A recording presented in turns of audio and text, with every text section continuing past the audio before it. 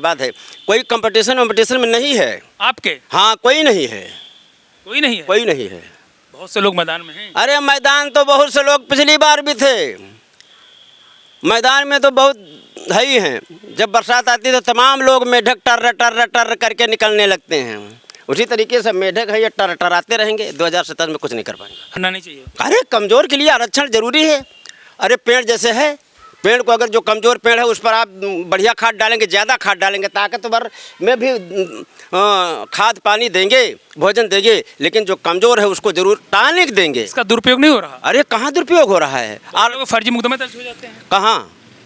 अरे जो मुकदमा मुकदमा करने वाला करेगा तो संविधान में व्यवस्था मुकदमा दायर करने की। जो गलत बोलेगा, गलत भाव रखेगा, उसके ऊपर मुकदमा दर्ज ही होगा। आरक्षण संविधान ने दिया है। बाबा साहब डॉक्टर अम्बेडकर ने देश की व्यवस्था को देख करके, देश की जो व्यवस्था है ऊंच नीच की और कोई व्यवस्था है उसको देख करके संविधान में बाबा साहब डॉक्टर अम्बेडकर ने आरक्षण दिया है। किसी के बस की बात ये आरक्षण हटाने की नहीं है। फटफटाए कोई कितना आरक्षण हटेगा वटेगा नहीं, संवैधानिक व्यवस्था है ये। हाल ही में आपने देखा होगा कि जंतर मंतर में सीजीपी का प्रोटेस्ट था, छात्रों का प्रोटेस्ट, जिसके आगे सरकार को उनकी शर्तें मानने के लिए सरकार जो है प्रतिबद्ध हुई और उनकी शर्तों को मांगा भी, और उसके बाद फिर धर्मेंद्र प्रधान का इस्तीफा हुआ। तमाम मामले थे। अभी हाल ही में अखिलेश यादव ने उत्तर प्रदेश में जो परीक्षा लीक, 20 से अधिक परीक्षा लीक हुई, उस पर भी योगी सरकार को घेरा है। आज हमारे साथ समाजवादी पार्टी के विधायक बछरावा से श्याम सुंदर भारती जी हैं। सवाल ये है कि आपने देखा ना जंतर मंतर का हाल कैसा था, उसके बाद इस्तीफा हुआ धर्मेंद्र प्रधान का, तो सबसे पहले इसके बारे में क्या कहेंगे? क्या सरकार झुकी है, फिर सरकार की कोई प्लानिंग है? ऐसा है कि मैं एक ही बात कहना चाहता हूँ कि जिस ओर जमाने चलती है उस ओर जमाना चलता है। ये जंतर मंतर पर नौजवानों का, छात्रों का प्रोटेस्ट था, और जानते हो कि हमारा भारतवर्ष जो है 60% युवा है, और युवा ने इस भारतीय जनता पार्टी की सरकार को दिखा दिया कि छात्रों को अनदेखी करके कोई राज नहीं कर सकता है, शासन नहीं कर सकता है। कि आप लोग भी राजनीति करने पहुंच गए, आप लोगों ने भी अपनी राजनीति चमकाई, आरोप था। आपके नेता वहां पहुंच गए, पीएम हाउस का घेराव करने चले गए। छात्र आंदोलन करें तो आपकी जरूरत क्या थी? अरे छात्र हमारे घर के लड़के हैं, हमारे लड़के हैं, आपके लड़के हैं। छात्र कहीं विदेश से थोड़ी आए हैं। हमारे नेता और हमारी समाजवादी पार्टी तो बिल्कुल पूरी तरह से अपने देश के बच्चों के साथ, नौजवानों के साथ है।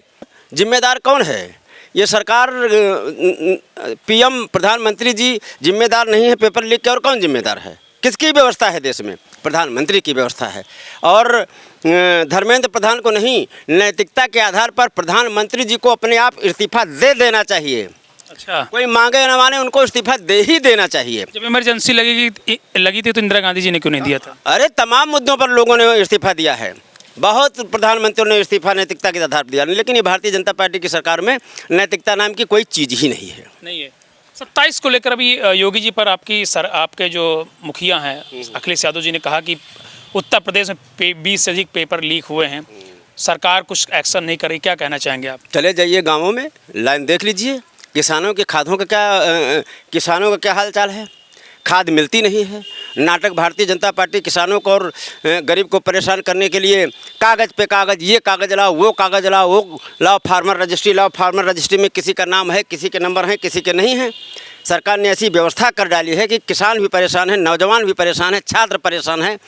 तो 2027 के चुनाव में आप लोग भी ज़मीन पर रहते हैं, किसानों के बीच में रहते हैं, नौजवानों के बीच में रहते हैं। 2027 में तो भारतीय जनता पार्टी की सरकार को उखाड़ फेंकेगी उत्तर प्रदेश का आवाम, और समाजवादी पार्टी की सरकार बहुमत से बनेगी। राष्ट्रीय अध्यक्ष अखिलेश यादव जी मुख्यमंत्री बनेंगे। एक नई पार्टी गठन हो रहा, आरक्षण हटाओ, रिजर्वेशन हटाओ पार्टी, एक नई इंस्टाग्राम पर पार्टी बनी, जैसे सीजीपी बनी थी।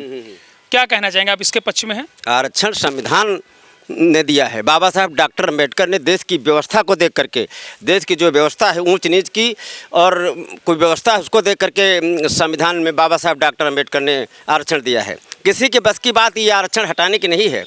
फटफटाए कोई कितना आरक्षण हटेगा वटेगा नहीं, संवैधानिक व्यवस्था है ये हमारा लोगों का। मतलब कि जो छात्र हैं सबकी एक जैसी व्यवस्था हो, आप भी कंपटीशन करके आइए। अरे एक जैसी व्यवस्था तो है। कंपटीशन करने के बाद हम तो ये कहते हैं कि किसी को कोई दिक्कत ही नहीं होना चाहिए। हमारे नेताजी, राष्ट्रीय अध्यक्ष जी कहते हैं कि जातीय जनगणना करा लो, और उसमें जातीय जनगणना करा करके जिसकी जितनी संख्या बारी उसकी उतनी भागीदारी दे देना चाहिए। आरक्षण पारक्षण की कोई ज़रूरत ही नहीं है। जितनी संख्या में उतना आरक्षण हमको मिलना चाहिए, उतना भागीदारी मिलनी चाहिए। आरक्षण की कोई ज़रूरत नहीं है। इस सवाल कुछ लोग ये है कि जो जनरल कैटेगरी के लोग रहते हैं उनका कट ऑफ इतना जारी होता है, फिर उसके बाद OBC SC का कट ऑफ इतना होता है। उनका कहना है सबका कट ऑफ एक जैसा होना चाहिए, अलग अलग नहीं। अरे ये लड़ाई आज़ादी में लड़ी गई है अवस्थी जी, आज़ादी में ये लड़ाई लड़ी गई है। सब कुछ व्यवस्था दे करके संविधान में आरक्षण की व्यवस्था दी गई है। कहाँ हैं ये लोग? ये जवाहरलाल नेहरू, बाबा साहब डॉक्टर अम्बेडकर, सरदार वल्लभ भाई पटेल, महात्मा गांधी जी की व्यवस्था उन्होंने स्वीकार किया है आरक्षण की व्यवस्था को। ऐसे नहीं जो हजारों सालों से दबाए गए हैं, सताए गए हैं।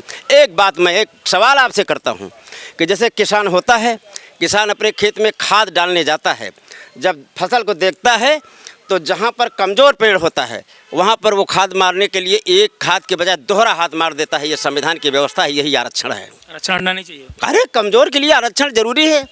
अरे पेड़ जैसे है, पेड़ को अगर जो कमज़ोर पेड़ है उस पर आप बढ़िया खाद डालेंगे, ज़्यादा खाद डालेंगे, ताकतवर में भी खाद पानी देंगे, भोजन देंगे, लेकिन जो कमज़ोर है उसको जरूर टालने देंगे। इसका दुरुपयोग नहीं हो रहा। अरे कहाँ दुरुपयोग हो रहा है? और फर्जी मुकदमे दर्ज हो जाते हैं। कहाँ? अरे जो मुकदमा करने वाला करेगा तो संविधान में व्यवस्था मुकदमा दायर करने की। जो गलत बोलेगा, गलत भाव रखेगा, उसके ऊपर मुकदमा दर्ज ही होगा। मछुआरों में क्या दिख रहा है? कौन कंपटीटर है आपके आगे? कोई नहीं, कोई नहीं। सब कंपटीटर 2022 में देखा नहीं क्या आपने? सब कंपटीटर किनारे हैं, कोई कंपटीशन में है ही नहीं है। आपके कोई पार्टी अपना कैंडिडेट फिक्स ही नहीं कर पा रही श्याम सुंदर भारती के लड़ाने के लिए। राष्ट्रीय अध्यक्ष अखिलेश यादव जी का हमारे ऊपर आशीर्वाद है, मेरे क्षेत्र बछरावा विधानसभा की जनता का आशीर्वाद है। कोई कंपटीशन में नहीं है आपके? हाँ, कोई नहीं है। कोई नहीं है? कोई नहीं है। बहुत से लोग मैदान में हैं। अरे मैदान तो बहुत से लोग पिछली बार भी थे, मैदान में तो बहुत है ही हैं। जब बरसात आती है तो तमाम लोग मेढक टर करके निकलने लगते हैं। उसी तरीके से मेढक है, ये टराते रहेंगे। 2027 में कुछ नहीं कर पाएंगे। 22 का जब चुनाव हुआ तो मैं एक सवाल आपसे पूछ नहीं पाया था। किस्मत आपकी बड़ी आपका साथ देती है, मानते कि नहीं मानते आप? बताइए।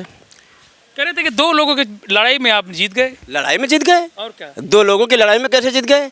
मेरे क्षेत्र की बछरावा का आवाम था, मेरे क्षेत्र की बछरावा का आवाम इंतजार कर रहा था कि श्याम सुंदर भारती का टिकट मिले। जैसे टिकट मिले हम मैदान में उतर जाएं, हम लोग चुनाव श्याम सुंदर भारती की तरफ से लड़ने लगे। जैसे मुझे टिकट मिला, मेरे क्षेत्र की जनता ने, मेरे साथियों ने, समाजवादी पार्टी के साथियों ने, हमारे पुराने साथियों ने और सर्व समाज ने मिलकर के मेरा चुनाव लड़ लिया और चुनाव मुझे जिता दिया। नहीं, इसका भी फायदा हुआ कि बीजेपी से यहाँ घटक दल अपना दल लड़ रहा था, बीजेपी नहीं लड़ रही थी। इसका फायदा आपको हुआ था नहीं? कोई फायदा नहीं, चाहे घटक लड़े और चाहे बीजेपी लड़े, चाहे कोई लड़े, बात एक ही है। जो मेरे साथ हैं, भाजपा के भी बहुत लोग जो है मेरे व्यवहार से मेरे साथ हैं, प्रत्यक्ष और परोक्ष रूप से तब भी सपोर्ट करते थे, आज भी सपोर्ट करते और करेंगे। अच्छा, भाजपा के लोग भी आपको सपोर्ट करते हैं? क्यों नहीं करेंगे? वो हमारे भाई, हमारे मित्र हैं। अगर उनके दिल में श्याम सुंदर भारती को सपोर्ट करने का, वोट देने का होगा तो कोई रोक लेगा क्या? वोट उनका है, व्यक्तिगत वोट उनका है। 5 साल में क्या किया आपने? कोई 5 काम गिना दीजिए। अरे आप यहाँ देखिए, बड़ा काम जो आप महाराजगंज में देखिए, रोडवेज जो है, बस स्टॉप मैंने पास करा दिया, प्रक्रिया में है, बस स्टॉप बनने वाला है। बड़ा काम यही है। आपके कार्यकाल में हो जाएगा? अरे अब सरकार पैसा दे, ये सरकार का काम, मैंने अपना काम किया। ये जो देखिए, जो पॉलीटेक्निक है, पॉलीटेक्निक में 2017 में बना था, कोई विधायक उसको नहीं चालू करा पाया। श्याम सुंदर भारती ने चालू करके दिखा दिया। देखिए मेरे क्षेत्र के बच्चे पढ़ते हैं वहाँ पॉलीटेक्निक में। बाकी और कोई 3 काम और? अरे 3 काम और कौन काम चाहिए आपको? जैसे आप बताइए ना। अरे बड़ा किसानों के लिए इस बार मैंने बहुत बड़े काम किए हैं।